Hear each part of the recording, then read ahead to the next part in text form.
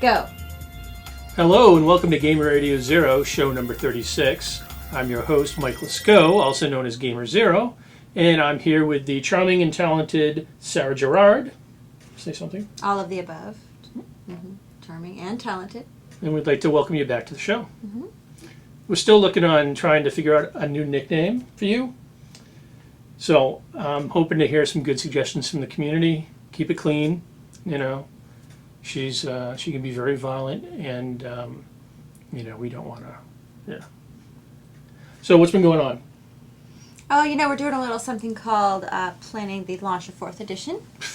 Yeah. Anything else going on other than that? Really super excited about it for next week. I have 1,001 things to do, so I'm not really sure why I'm sitting here talking to you. What are you trying to say? So, what do you have for an interview today? Well, today you are interviewing Chris Youngs, who is Editor-in-Chief of Dragon and Dungeon Magazine and D&Di. Excellent. And you don't have an interview? No, I don't. Oh. I've got work to do. Oh, okay. All right. I didn't realize that. Mm-hmm. Well, as a matter of fact, I better get going. Serious.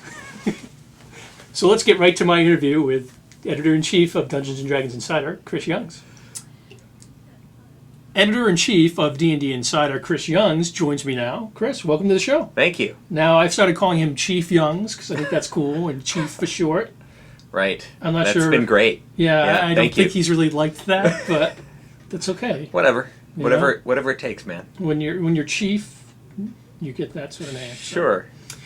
So since you're Chief, why don't you tell us about this D&D Insider thing that's allegedly supposed to be launching, or some sort of form of launch with the release of the 4th edition books? What's going on? What's the deal? People want to know. Well, we're actually going to be launching D&D Insider over a number of months because we are going to be releasing components as they're ready.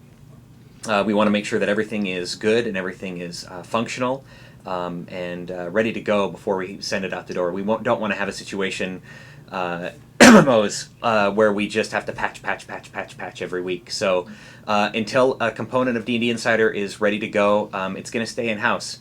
What that means is that with the launch of 4th edition on June 6th, we'll have our first release for D&D Insider, and that includes the first articles and adventures for the newly redesigned digital versions of Dragon and Dungeon Magazine. And it also means that the very first iteration of our Dungeons and Dragons compendium will be available. Okay, so I have a couple questions. Let me put on my snarky hat. All right. So, is this going to involve some sort of... That's the snarky hat? Yeah, this is the snarky hat. Notice I usually wear it. Yeah, I was going to say, you wear that all the time. There you go. Whatever. So, is this going to involve some kind of countdown? Because, I hear there's been so much success with countdowns. Right, yes. And Wizards of the Coast. So, is there going to be a countdown with this? Because I know the community is going to be looking forward to that. We certainly have a countdown up on our website right now for D&D Game Day, which is on June 7th. Okay. However, I think Gen Con taught us that doing a to-the-minute countdown on the site, not a good idea. Okay, so no Not only did we crash our site, but we crashed at least 2 other community sites as well. Okay, okay, so no countdown. No. But on June 6th, Yes. at some point in time, Yes. this will be turned on. Yes. And what will turned on mean? That will mean that people will be able to access for free. We aren't going to be charging for subscriptions until we're ready to do so and we feel like we have given people a look at what we're going to be doing. We'll be turning on the D&D Compendium in a very limited fashion. Now, this is the Rules Compendium? Right. Well, it doesn't actually have the rules of the game in it, but it has all of the different rules elements, your feats, your races, your classes, your powers. All of that stuff will be fully searchable. So this is the thing that will tell you where in your book to look up. Right. At launch, that's what it's going to do. What we're going to be doing over the next several weeks is we're going to be showing people in a very limited fashion the full potential of the compendium. The compendium is a work in progress, so this is just really a glimpse at what it's going to offer. And what that is a fully searchable database that includes all of these rules elements, and it will be updated monthly as each new rule supplement, each new issue of Dragon, each new issue of Dungeon is released. June 6th. Yes. What is going to be for the magazines on June 6th? On June 6th, we're going to have a number of Dungeon support articles for H1 Keep on the Shadowfell. Not a full issue? No, so we're going to be rolling the content out over the course of the month. Okay. Several times a week, we're going to be revealing articles in PDF format for both Dragon and Adventures for Dungeon. And then at the end of the month, we'll be giving people the fully compiled issues, and this will be all free content. So just Monday, Wednesday, Friday, or that's the goal. Yeah.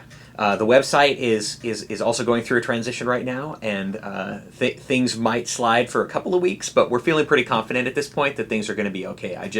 What is it you're until I'm seeing the stuff up and people are responding to it and seeing it, then what is it you're willing to promise to the GRZ audience right now? Right. That they can go on the message boards and say Chief Young's lied because we Right. didn't get X. What are you willing to promise? Well, on Friday, my goal, and it doesn't matter what it takes next week, but this will happen if I have to be here, living here. We will have 2 feature articles for Dragon up on launch. The first is a Demonomicon of Igwilv on Yinogu, who's actually featured on our cover for this issue. And the second is an article that gives you all sorts of cool information on playing Warforged characters. Specifically, we're giving Warforged the whole full racial write-up that the races in the Player's Handbook get. So the Warforged are, of course, in the Monster Manual, but they don't have racial feats, and there are a couple of other components that are sort of iconic to Warforged that we're going to be presenting in this article, so I'm very excited about it. And then for Dungeon, as I said, we'll be giving people some extra encounters in the form of a side track to just sort of enhance their H1 experience. We'll also be offering 2 Dungeon articles that give people information on playing, how to convert H1 for playing in the Forgotten Realms or in Eberron. Character creator. Right. The digital game table. Right. Character visualizer. Yes. All coming soon to yeah. D&D Insider near you. What's the deal with this? Where is that? Why isn't that? Have people been sacked? What's going on? No. The applications are just not ready. They're not ready for the public yet. I mean, if people have been paying attention to any sort of the media that's out there covering D&D Insider 4th edition right now, GRZ. They might have seen lots of screenshots, perhaps even demos if they were at D&D Experience earlier this year. All of the applications have come light years since all of that material has been released, but they're still not ready yet. So the months to come, yes, years to come, in the months to come. 2008. Do we expect to see some of this stuff? All yes, this stuff? Absolutely. All of it? Yes, that is certainly the goal. Yes, and when when they're ready, they'll be released. So we're hoping to have new content on the application side of D&D Insider every month in the months to come. So you just have to keep checking dndinsider.com for more information. Chief Youngs. Yes. Editor-in-Chief, Dungeons & Dragons Insider. Thanks again for coming on GRZ, and as always, being such a great sport. You're welcome. What do you think? Wow, Mike, that was amazing. Was my hair okay? Yes, but his hair was better. Why? I'm always impressed with the way Chris talks about what he does with such passion. He's very excited about it. And puts up with my snarky comments. He does put up with a lot of your snarky comments.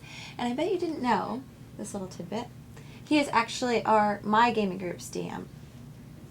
Bet you didn't know this tidbit. He was actually my gaming group's DM. Was. And then he stopped because he was so busy and we couldn't play Test 4th Edition anymore. Interesting, because he didn't stop my playtest. Huh, wow. What's that tell you? That tells me a lot. All right, well, thanks again for joining us, and we'll see you next week.